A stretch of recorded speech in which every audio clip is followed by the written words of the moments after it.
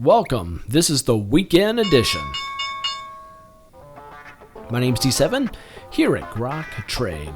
This is the weekend edition, good through Sunday, July 24th, 2016.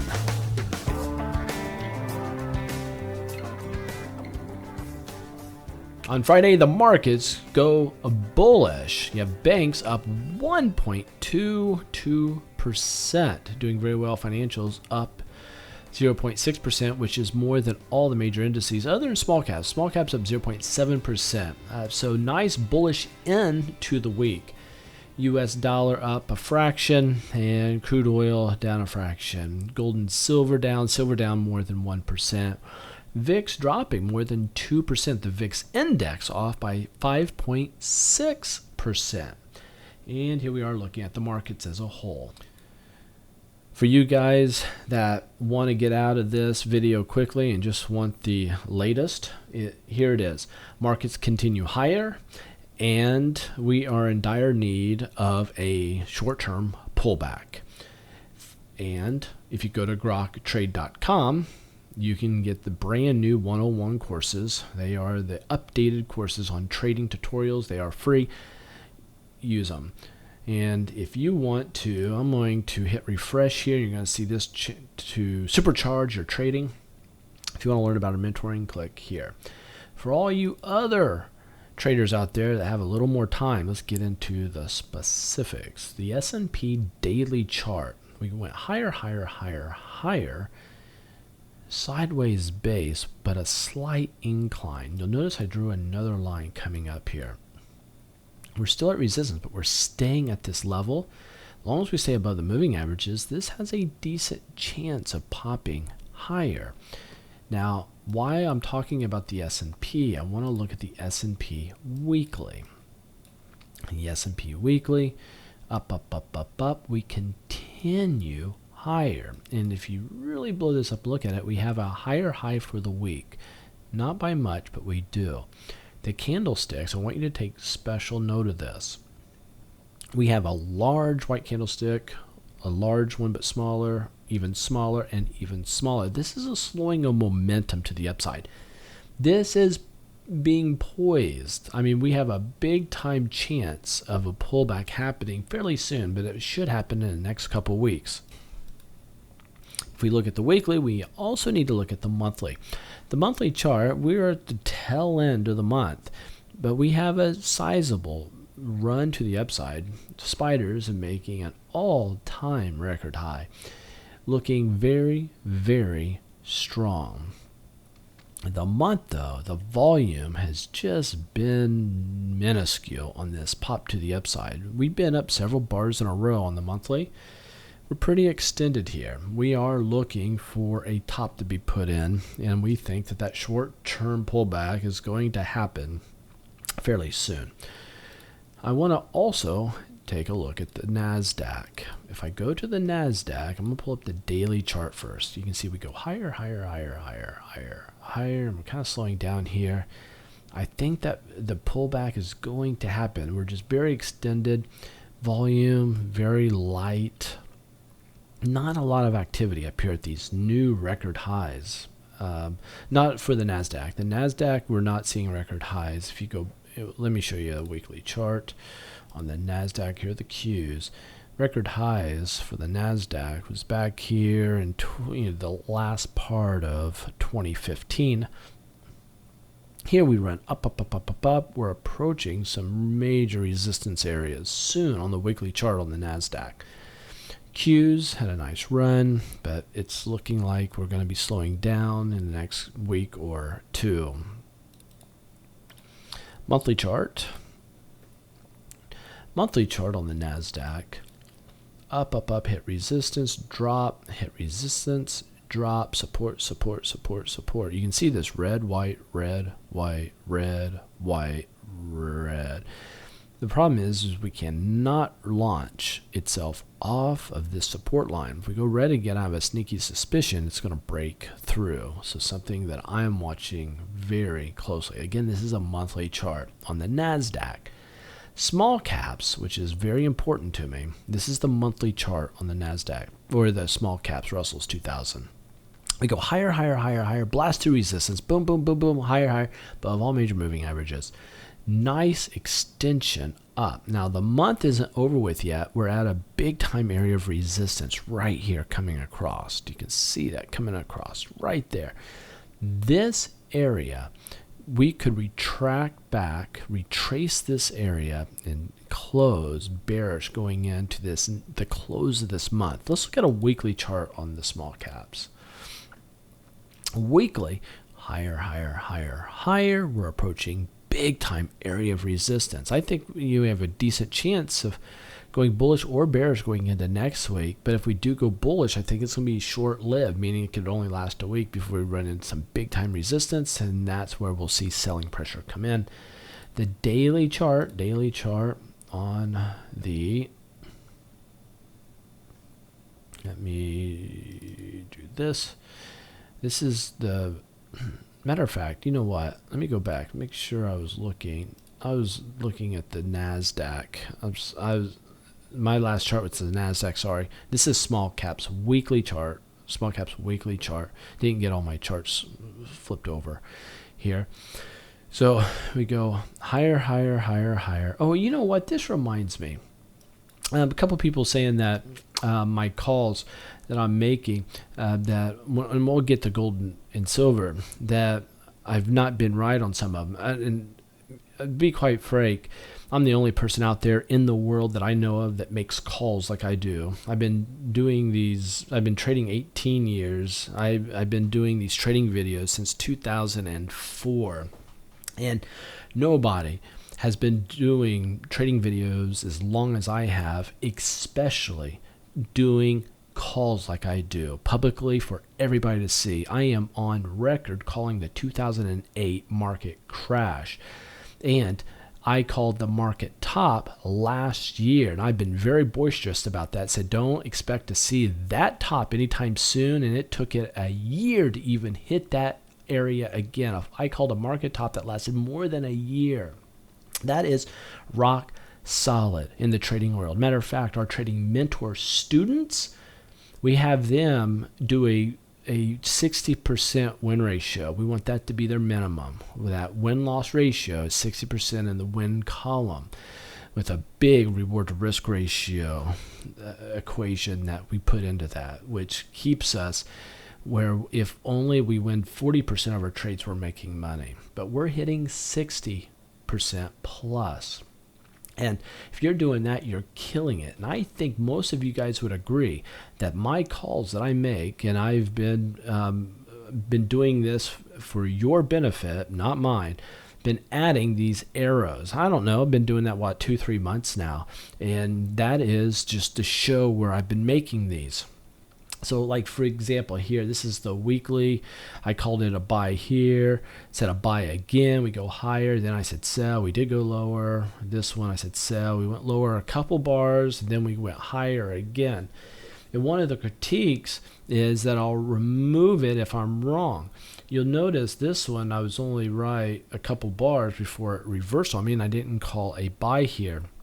If there's where I put a sell signal here, but it immediately keeps going higher, I can immediately put a green arrow and reverse my call and have both of them there. It just wouldn't make sense to have two arrows side by side like that. So instead of having two, I just equal it out. It's equaled out anyway, and I just remove it. So it's gone, because it's not a call that I would have stayed with, because the very next candlestick, if I get that call, even if I was in the trade, I would not want to be in it any longer. So again, I could put a buy arrow on it and have two arrows going side to side, or just remove it. I choose just to remove it. So anyway, that's to answer some of your comments that I saw, I think yesterday or 2 days ago, something like that. But anyway, thanks for the comments. You know that I usually respond to them. Good communication with you guys. Anyway. And we blasted through resistance here, this resistance line, which is pretty good. But you can see the candlestick getting smaller, smaller. We're slowing on a momentum. Gang, market looks like it's ready to drop sometime fairly soon. And the daily that we're looking at, high base, I mean, this is a high base. It looks like it could break out to the upside. I mean, right now I have nothing but longs going at this moment. But I have a trailing stop loss on them. I think that these longs are going to be short-lived. I'll take whatever profit I can get from them, but I am done on any sort of weakness because it can get nasty and quickly. If I look here at the banks, this is why I'm fairly optimistic. If you look at the ETF, the XLF, this is the financial ETF. We have this huge, let me blow up some information, bring in a lot of data here. You can see we go all the way back to August 2015, and then we go to November 2015, and we come across. Look at this. We go up, sideways. Let me blow this back up so we can see it. And look at this. We go up, high base. Boom! We close above it, but it happened on little mini-me volume. So I'm not too excited about it, but we did get above this trend line. Financials could explode to the upside. If that happens, the markets will, in fact, follow. Expect that to happen. The US dollar, remember I said we have this triangle. Oh, you know what? Daggone it. I don't know why I did not put a buy signal on this. I told everybody it was a buy. I'm going to add that just because, and go back to the videos. You'll see that I called it. I said if we could break up or break down on this and expect a big move either direction. This one broke above on this candlestick. That's my call on that one. And we continue to go higher on the US dollar. That's going to not play well with the US markets. And even though the markets are going higher, this is working against it for sure. Crude oil. What's interesting on crude oil is we have a short-term falling wedge right now. Short-term falling wedge. There is a good chance, guys, we have a buy signal going on here. I'm not going to put it yet because I think I'm too early. I need to see a breakout to the upside, and then I'll say, hey, this is a buy opportunity. But know that this could happen any moment. This is a daily chart on oil. Oil looks like it's ready for a short-term bounce here. If I look at the weekly chart, we up, but we're slowing down. Dang on it. I need to, crude oil. There we go. Crude oil. I called two buys here. Buy again. Now we're dropping. It's a pullback below moving averages. Even, it's probably extended to the downside, looking for a bounce on the weekly chart here on oil. It's due to bounce soon, so I'd be watching the daily. The daily is definitely set up for that. Let me see what the monthly is doing. The monthly, see, the problem with going long right now is I called it a sell on the monthly. The monthly is in dire trouble now. We go higher here. We're selling here. It's a short-term play at best. Do not do a long-term hold by any stretch of imagination because the monthly is in dire trouble. We have a bear pullback, and now we're looking to drop. I expect there to be more selling pressure coming in soon on that. Gold, we go higher. This is the example. I said sell area here, right? But we blasted up. I could have had a sell signal and then a buy signal here. But instead of having both of them, I just remove it. So that's where we're at here. We go higher. This is a monthly chart, okay? Higher. But this monthly chart, this is a problematic for gold. This is called a shooting star reversal pattern. That is not good news. If we make a new low, we show any bearish activity going into next week, that's going to be bad news for gold. So keep that in mind for all you gold bugs that are out there. This is some important stuff to pay attention to. Here's the weekly chart. So the weekly chart, we go higher. We drop higher. Boom. I mean, on the weekly, it looks like this dude's ready to rock and roll. I mean, this looks like a buy opportunity on a weekly. Weekly looks very strong. However, I don't like the sell volume. The sell volume is actually too strong for me to really want to go. So gold is looking fairly weak to me, guys, on a long-term play. If I look at the daily chart, we're in this uptrend. We continue. This is a buy territory. We're at a buy territory, and I called it a buy territory. But I'm getting ready to, if this thing breaks down below, there's no way I'm going to keep that as a buy. That would be more of a sell opportunity. Here's one of these perfect examples. So the sell opportunity could come quickly. I say buy, and all of a sudden it's like we're not releasing.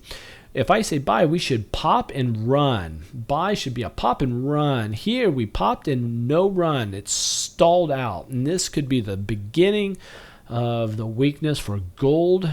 And let's see what silver is. Silver daily is in a rising wedge, which is more bearish than it is bullish, but we still continue to make higher highs, swing highs, higher swing lows. We're at a support area, and I called it a buy here. I called it a buy here, and I didn't remove it. See this? It's still there. But if you look here, look how many times I'm wrong. I'm hurt. My odds are significantly in the plus territory. Who else can do that? And I know it sounds like I'm blowing sunshine up my own skirt, but I want you guys to really truly understand this. If I call a buy here and we go higher, and I called a sell here, we went lower. I called a buy here and we had 2 red candlesticks flatlined. But then we finally went up. Then I said sell here. But look at this. Immediately, here's one of these times that I could have just erased it, just being done with it. But I flipped them right here. We go higher, higher, higher, higher. I called it sell. The next candlestick was bullish. But then we do drop. I called the buy here. And it didn't. It went down. I could easily put a red one and said we're heading down. Then I put another buy here. So anyway, there's the silver. Silver looks like we could pop here, be short-lived, because if you look here at the weekly, look at the weekly silver. We're up, up, up. We're in a pullback stage now. Gang, this is bad news for silver. Silver's going the wrong direction. The MACD has crossed over. Long term on silver is a mess. Let's look at the chart here. On monthly, we had this falling wedge. I called a buy. Boom! We go higher, higher, higher, higher. We pop up. Now we have a shooting star reversal pattern. Shooting star reversal pattern. Not a good formation. This is showing a lot of weakness. People sold into that strength. Bad news. Up, up, up, up. Yeah, so this thing looks like it could reverse and fairly soon and give us a nice pullback. So I think that long term, gold, silver, they're in trouble. They're going to pull back. They need a nice sizable pullback to be ready to reload again. So on a macro scale, look at this. We drop. We pop. I need a bull pullback to give me a double bottom formation or an inverted head and shoulders. Shoulder, head, and shoulder. Shoulder would be here. So give me a pullback. Give me that shoulder. Give me a higher swing low. Give me something to buy on a bigger time frame. On the monthly chart, so when I go to the weekly chart, that should be pulled back nicely to this support area for a buy area. And then the daily, what you'll see here is a big drop and be a buy area down here. So that's what I'm looking for. This rising wedge should break down. See, it's like a puzzle piece. These things all play together. It's like magic. People are like, how do you know the future? It's because I read the candlesticks and technical analysis very well. I mean, again, I've been doing this 18 years. I trade a significant amount of money in the markets. I'm a trader first. And a lot of you guys don't know this, but I used to teach for Rich Dad, Poor Dad, Robert Kiyosaki. I don't know, you might have read the book. If not, read it.